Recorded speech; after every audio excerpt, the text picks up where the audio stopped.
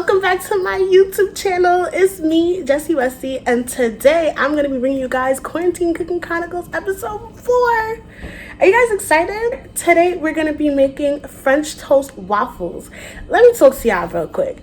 I saw this thing on Instagram and I was like, I absolutely have to make it because I want to know, like, what does that taste like? I don't know, I just couldn't put the two things together, so I was like, I have to try it, and I just feel like if I gotta try it, I gotta put y'all on too.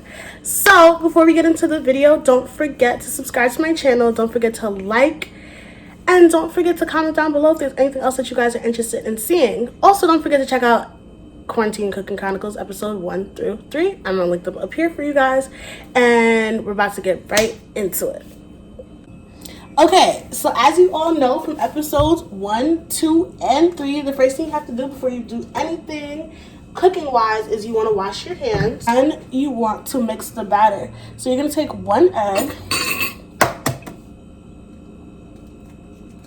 and you're going to take a little bit of heavy cream, to take sugar, and then you're going to take ground cinnamon.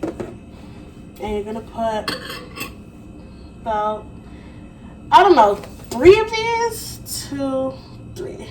And again, if you want more of a cinnamony flavor, you're gonna put more. And if you're not really into the cinnamon flavor, I would say put less. And then you're going to whip the mixture all together, like so.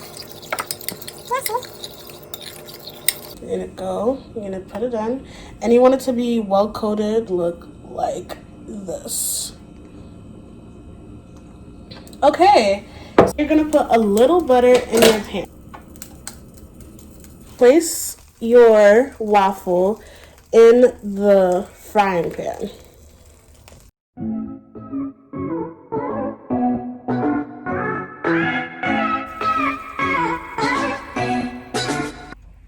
This is the finished product. This is what it looks like.